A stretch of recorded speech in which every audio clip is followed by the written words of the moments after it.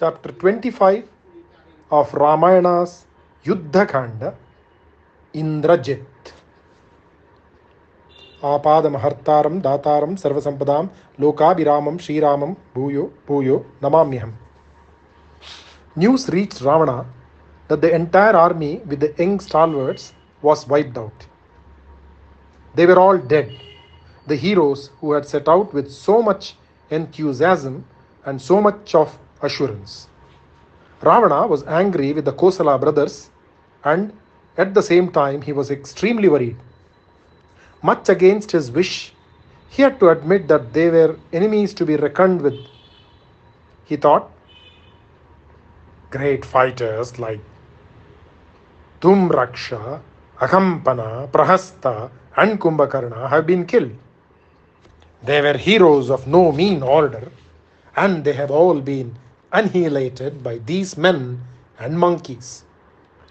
My son Indrajit bound them up with his Nagapasha, which is well nigh impossible to escape, and yet they shook them off as one would wet garments. All my men have been vanquished by these brothers and their army. I wonder if there is any truth in the words which were spoken to me once about Rama, that he is Narayana himself, born on the earth. I wonder who is capable of fighting with Rama and his army led by Sugriva. Ravana decided to double and treble the guards who were stationed at the gateways of the city and also at the Ashokavana where Sita was kept captive. Ravana was greatly shocked and grieved that all the young men had been killed. He fainted with sorrow and pain. He woke up with tears in his eyes. There was no way of consoling him. Indrajit, the great hero, the son of Mandodari, went to him and said, Father, Emperor, my beloved king, do not be distressed. So long as Indrajit is alive, there should be no cause for despondency in your heart. Your enemies will lose their lives, their bodies split by the arrows of your son. There is no one who has claimed to have won a victory over me. No one has escaped alive once he has been made to face me. Lakshmana and Rama will soon lie on the ground with their lives snatched away by my arrows. Listen to my oath, my father. I will this moment go to the field of battle and fight with them until they scream in terror.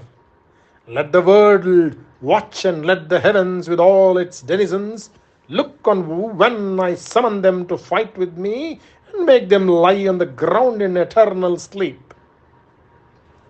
Indrajit took leave of his father and ascended his chariot, which was glorious like that of Surya, which is driven by Aruna. In the excitement of accompanying Indrajit, the army forgot the death of the other heroes, and accompanying Indrajit, the army forgot the death of the other heroes, and there was hope and eagerness in their steps as they went fast towards the battlefield. The umbrella of Indrajit was white like a conch or like the full moon. It could be seen from a distance, and when he reached the field of battle, he called a halt. He descended from the chariot and he kindled fire. He poured oblations into it according to the rituals prescribed in the rules of war. He worshipped fire with flowers and incense and fried rice. He performed sacrifices, and the fire which burned without smoke surrounding it indicated that he would succeed in his enterprise. Jai Shri Ram. Shri Rama Rama Rameti Rame Rame Manorame Sahasranama Tattulyam Ramanama Varanane. Om Shri Ramar Pranamast. Chapter 25, Part 2 of Ramayana's Yudhakhanda, Indrajit. Shri Ramaya Ramabhadraya Ramachandraya Vedase Raghunataya Nathaya Sitaya Pataye Namaha. Agni emerged out of the sacred spot and received the Havis, which was offered by Indrajit. With his own hands. Indrajit then summoned the Brahmastra and he worshipped his chariot, his bow and arrows with incantations. The heavens and the planets trembled in awe when he performed these rituals. When he had concluded the worship of the fire, Indrajit vanished into the sky along with his bow and arrows and his chariot with the charioteer. The army of Vanaras was now assaulted by his army. Indrajit incited them to fight well, and they were inspired warriors. Indrajit had appeared before them, and the Vanaras appeared before him, prepared to fight with him. He began to kill them in tens and hundreds, and in a matter of moments, there were innumerable bodies of the Vanaras strewn on the ground. His arrows were like scorching fire, and they claimed a life each. The Vanaras could not withstand his valor. The rain of rocks and trees was futile against the rain of arrows which emerged from his bow. Gandhamadana, Nala, Neela, Mainda, Gaja, Jambavan, Rishabha, Sugriva, and even Angada with Dvivida were not left alone. They were all wounded by him. Indrajit was like the fire which devours the universe during the end of the world. His skill was worthy of admiration. No one saw when he placed the arrow to the bowstring. They only saw an incessant stream of arrows emerging from his bow, and it was a beautiful sight. Suddenly he vanished from their midst, and then only arrows were seen and not he. All the great and valiant Vanaras were harassed by Indrajit. He passed them by and approached Rama and Lakshmana. He sent several arrows against them. Rama ignored them and said, "My dear Lakshmana, this son of Ravana has the astra of Brahma in his possession, and he is harassing our army with it. And he has come to our presence now. He is blessed with the boons from Brahma, and he is a great warrior. He hides himself in the skies, and it is not possible to see where he is. How is it possible for him to be seen? Brahma is the strength behind him. Bear this onslaught without being affected by it. Our army is reeling under this devastating attack.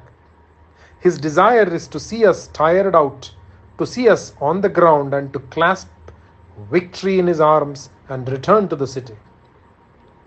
The Kosala brothers were suffering the rain of arrows, and Indrajit shouted in triumph. He was sure that he has vanquished them all, and with a glad cry, he went back to Lanka along with his men.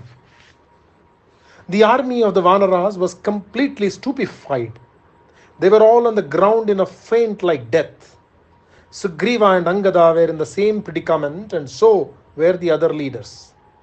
Vibhishana saw what had happened, and he was trying to be normal and sensible and to bring a semblance of order in the shattered ranks with words of encouragement.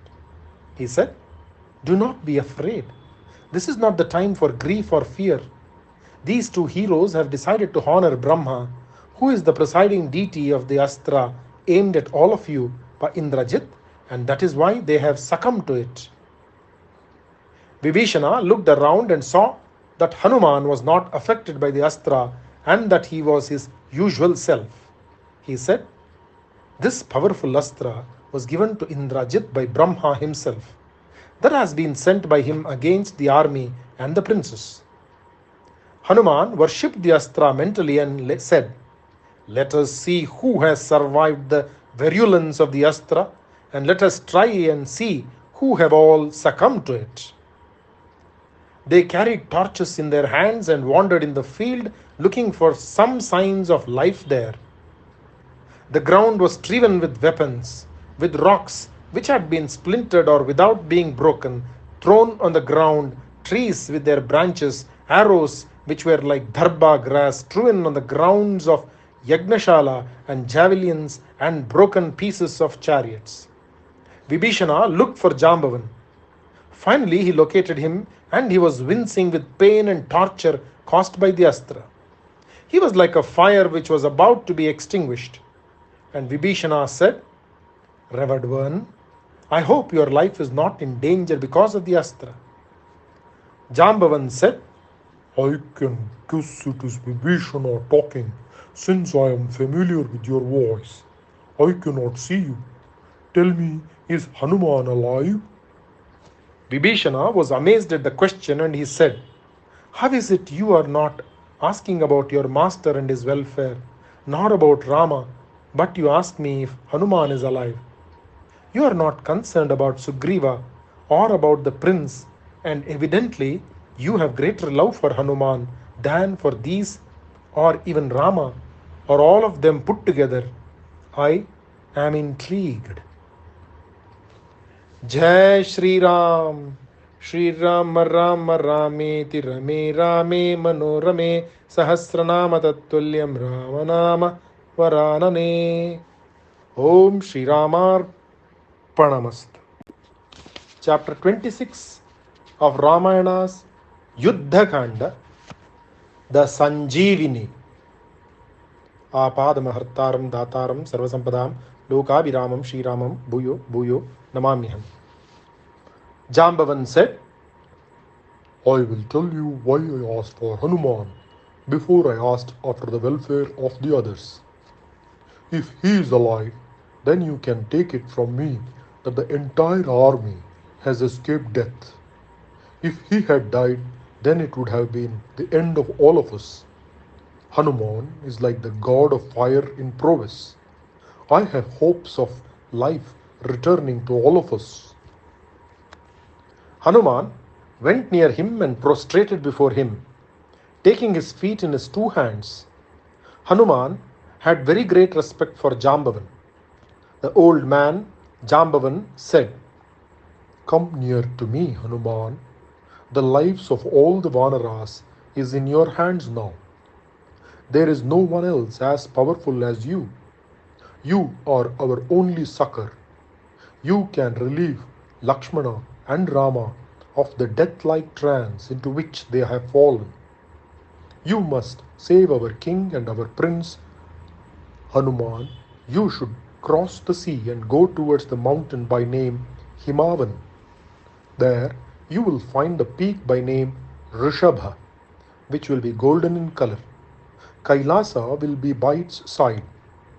Between these two peaks you will find a third peak which goes by the name Oshadhi Parvata. It is rich in Oshadhis, the herbal healing herbs. There are herbs there which glow in the dark and which illuminate the surroundings. They are 4 in number. Mrita Sanjeeva, which brings the dead back to life. Vishalya Karani, which will heal all wounds. Savarnya Karani and Sanatana Karani. Hurry and get these herbs from the peak and come back here soon. You will be giving them all back their lives, which they appear to have lost and which they are sure to lose if something is not done about it soon. Hanuman heard the words of Jambavan and he grew in size as he once did when he crossed the sea at the instigation of this same Jambavan. That was when he found Sita. Hanuman climbed the hill Malaya, and even as he did before, he flew into the sky and he turned his face towards the north, the direction of the Devas. He went fast towards Meru and Kailasa. He went as fast as his father and he was not fatigued by the effort. Very soon he reached the Himavan. Rivers, rivulets, mountain streams and many waterfalls decorated the mountain, and the top was scintillating with its covering of snow. Hanuman saw several ashramas and graceful trees which he had never seen before. He reached Kailasa and Meru and he saw the peak which had been mentioned by Jambavan. The herbs were glowing like tongues of flame and it was so very beautiful to see. Hanuman searched for the particular herbs which had been mentioned by Jambavan and he kept on looking for them. The herbs, realizing that someone had come to take them, concealed themselves and he could not find them. Hanuman realized the trick played on him by the hill and he said, You do not seem to wish for the welfare of Rama. Is this your decision? I will, this moment, destroy you and powder you to dust. In a fit of fury, Hanuman shook the hill and easily he lifted it up. Hanuman lifted the entire mountain and held it in his hand, and when he did this, there was amazement in the heavens. He flew faster than Garuda, and glowing like a flame, he rushed into the sky. He was back in Lanka very soon. Hanuman placed the mountain in the midst of the army of Vanaras. He saluted the elders and Vibhishana. The air was suffused with the scent of the Oshadis, and Rama was awake and Lakshmana too. The Vanara chiefs woke up one after another, and the entire army of Vanaras was awake, and not one of them bore any trace of the hundreds of wounds which had been inflicted on him. To them, it was like waking up after a long, restful night of sleep. The Oshadis, however, did not bring back a single Rakshasa to life, for the simple reason there was not a single Rakshasa dead on the field. Ravana had commanded that any Rakshasa who had been killed or wounded fatally should be thrown into the sea, and this, he thought, was the only way to prevent his reputation from suffering. After the resurrection of the army, Hanuman took the mountain back to Himavan and came back to the presence of Rama. Sugriva told him, Hanuman, Kumbhakarna is dead and the sons of Ravana are dead. It is certain that Ravana will not come to the field now. Let some of our agile Vanaras go to Lanka with torches in their hands. Twilight had faded into night, and several torches moving in the air frightened the guardians of the city. The Vanaras chased them and then made them flee in panic. The Vanaras set fire to the city by igniting different places which were accessible to them. The city had caught fire, and this was the second time it had happened. Mansions and the Ayudhashalas were burnt up in no time, and since it was night, when everyone was asleep, the inmates were caught unawares, and there was great loss of lives. When the wail of O reached the ears of Rama and Lakshmana, they took up their bows and twanged the strings. The noise drowned all other noises and was heard in Lanka. Rama looked like Mahadeva with the Pinaka in his hand. The army of Ravana prepared itself to meet Rama in battle. They roared like lions and set out to fight with fearful noise. Jai Shri Hanuman, Jai Shri Ram. Shri Rama Rama Rameti Rame Rame Manorame Sahasranama Tattvalyam Ramanama Varanane. Om Shri Ramar Pranamast. Chapter 27 of Ramayana's Yudhakhanda, Kumbha and Nikumbha. Apadamahartaram Dataram Sarvasampadam Lokaviramam Shriramam Bhuyo Bhuyo Namamyam. Ravana was roused from his sleep by the several noises and finally by the twang of the bow of Rama, as well as the cries of distress set up by his citizens. He summoned the sons of Kumbhakarna and sent them to fight with the army of Rama. They were Kumbha and Nikumbha, and they were accompanied by several other warriors, and again there was a triumphal march from Lanka of the great army bent on destroying the Vanaras. The moon was still high in the heavens, and the stars were shedding their feeble light on the field below. The jewels worn by the Rakshasa princes were gleaming like stars, and the field of battle was like the sky with the myriad stars, which were the gems worn by the princes. The light from the moon and the stars, the glow of the gems worn by the princes, and the redness caused by the tongues of flame licking the city all combined to give an eerie and unnatural light, and it was fearful. The army of the Vanaras was greatly excited at the thought of war. Since they had recovered from the effects of the Brahmastra, they felt that they could not be harmed by anyone at any time. There was an exchange of words in different parts of the field, and the exchange again of blows and of wounding with weapons as well as with rocks and trees.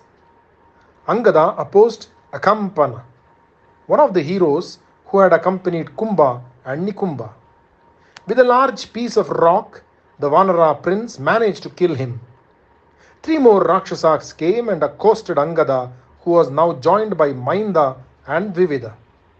A fierce fight went on between these two groups. They were killed one after another by the Vanara heroes. The Rakshasa army rushed to Kumbha for succor. He came to Angada and asked him for a fight. He wanted to avenge the death of his friends. Kumbha was a fighter of no mean order. His arrows were like flashes of lightning, and they streaked through the air, and in the darkness of the late night they gleamed with a beautiful lustre. Vivida, who was with Angada, was hurt by the arrows.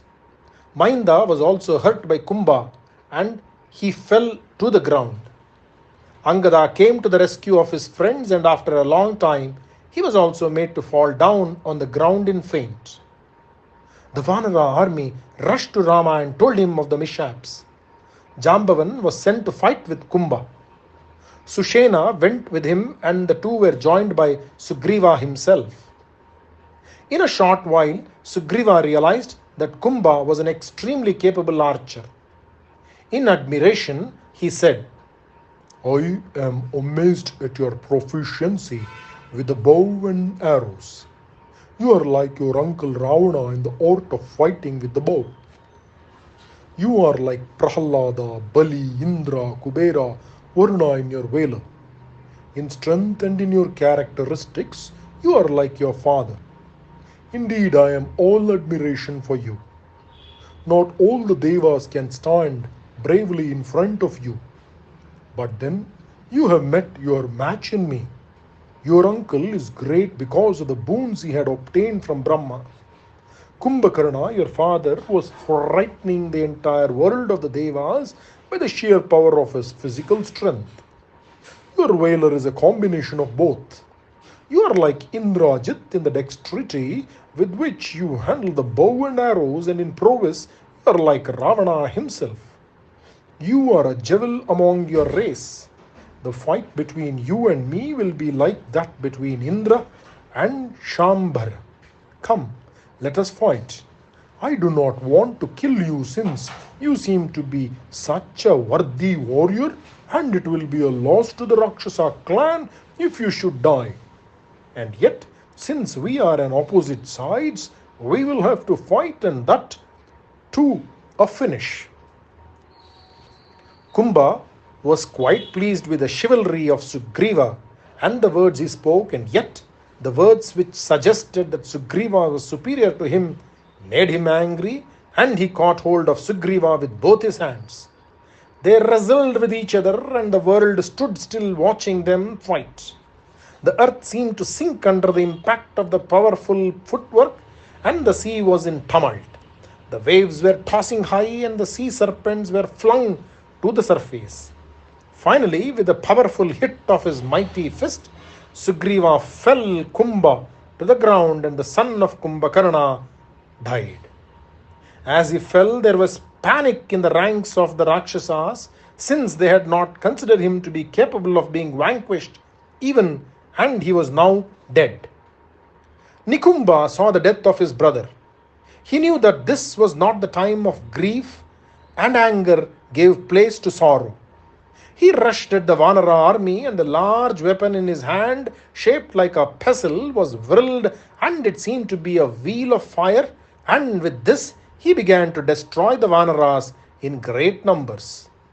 They could not come near him, and seeing their plight, Hanuman came to the forefront and stood in front of Nikumba. The pestle was whirled and was thrown at the chest of Hanuman. When it hit him, the entire field was watching him, expecting him to fall down in a faint. But the pestle was shattered to 1,000 pieces, and he stood unmoved. Hanuman shook for a moment like a mountain during an earthquake, and composed himself in a matter of moments. He gathered up his fist bunched his fingers, and he hit Nikumba on the chest. He gathered up his fist, bunched his fingers, and he hit Nikumba on the chest. The armor of the young prince was split, and blood flowed in rivulets. The two were now locked in a close grip, and they wrestled even as Kumba and the Vanara king did. After a while, Hanuman pushed him to the ground and sat on his chest. Nikumba was strangled to death, and his head was wrenched off his body. Om Shanti Shanti Shanti. Jai Shri Ram, Jai Shri Hanuman. Shri Rama Rama Rameti Rame Rame Manorame Sahasranama Tattuliyam Ramanama Varanane. Om Shri Ramar Panamast. Chapter 28 of Ramayana's Yudhakhanda, Indrajit to the rescue. Shri Ramaya Ramabhadraya Ramachandraya Vedase Raghunathaya Nathaya Sitaya Pataye Namaha. The Vanaras, when they saw Nikumba killed, set up such a roar of joy that the quarters were filled with the noise, and the Rakshasa army was struck with a fear which was almost superstitious. They were made to realize that all their bravery was as nothing before this crowd of monkeys, which was armed only with rocks and trees. Not one of them knew how to use the bow and arrow, or even a sword, and yet every time they seemed to be gaining the upper hand. Makaraksha, another of the good warriors on the side of Ravana, was killed by Rama after he had invoked the astra Agneya. When he heard about the massacre in the army caused by the Vanaras and by Rama and his brother, Ravana was at loss as to what he should do. He sent for his son Indrajit. He asked him to go to the front immediately. He told his son about the killing of Kumba and Nikumba, and Ravana added, "Go and use your Maya tactics if you must. You are extremely valiant, and you should be able to vanquish the brothers Rama and Lakshmana. You have defeated Indra, and why should I be worried that you cannot kill these two men?" Indrajit was eager to go. As was usual with him, he performed a yaga and poured oblations into the fire. He offered sacrifice to it, and he was greeted with good omens. Agni also, as was usual with him, emerged out of the homa and, glowing like molten gold, accepted the havis offered to him. After pacifying the Devas, the Danavas and the Asuras, Indrajit approached the chariot, which was capable of appearing or disappearing at will. Pure, high-born steeds were yoked to it, and the bows and arrows were placed there in readiness. The top of the chariot was glistening with golden turrets, and his banner was tipped with gold. Indrajit was protected by Brahma's astra, and the chariot itself had divine powers. Indrajit was not susceptible to harm from anyone, not even from the astras which were in the possession of Rama and Lakshmana. After completing the incantations, Indrajit finished his worship of the fire, and he told himself, "I will court victory in the field today. I will kill these false ascetics who have been wandering around in Dandaka, and I will lay my victory at the feet of my father as my tribute to him. I will rid the world of all monkeys. Rama and Lakshmana will be dead." Jai Shri Ram. Shri Rama Rama Rameti Rame Rame Manorame Sahasranama Tattuliyam Ramanama Varanane. Om Shri Ramar Panamast. Chapter 28, Part 2 of Ramayana's Yudhakhanda,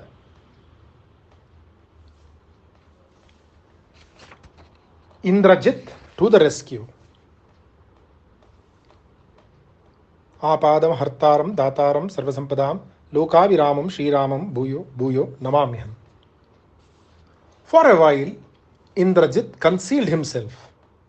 Suddenly, he appeared on the battlefield with his chariot bristling with weapons of every type, but mostly bows and arrows.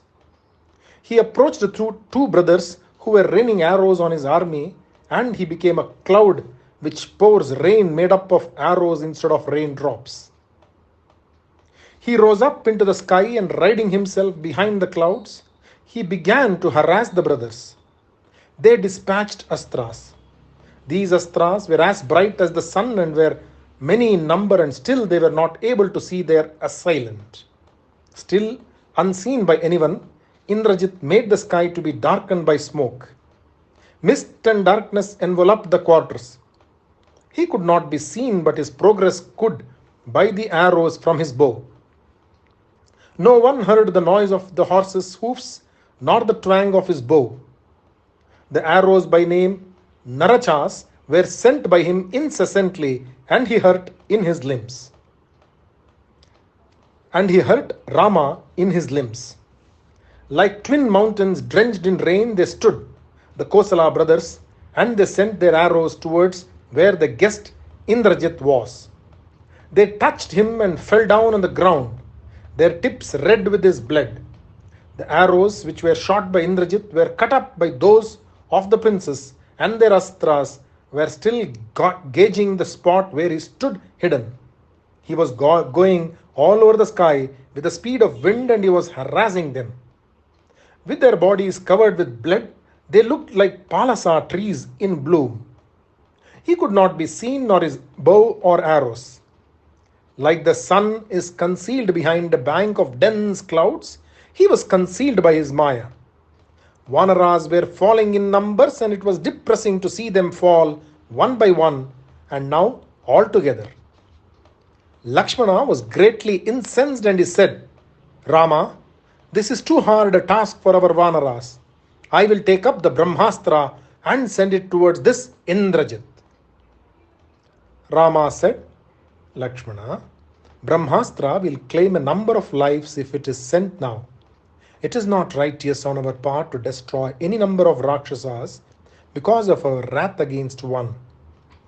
The rules of fighting say that one who is not fighting, one who has surrendered himself, one who is running away, and one who is careless should not be killed. Let us use our astras, which are more powerful than those we have been using all this while. Indrajit may conceal himself inside the earth, or in the nether world, or in the skies. Still he cannot escape the fury of my astras. Rama made up his mind to kill the son of Ravana soon, since he was causing great havoc in the army of the Vanaras. Indrajit knew exactly what was passing in the mind of Rama, and he promptly returned to the city of Lanka. Jai Shri Ram. Shri Rama Rama Rame Tirame Rame Manorame Sahasranama Tattulyam Ramanama Varanane. Om Shri Ramar Pranamastu.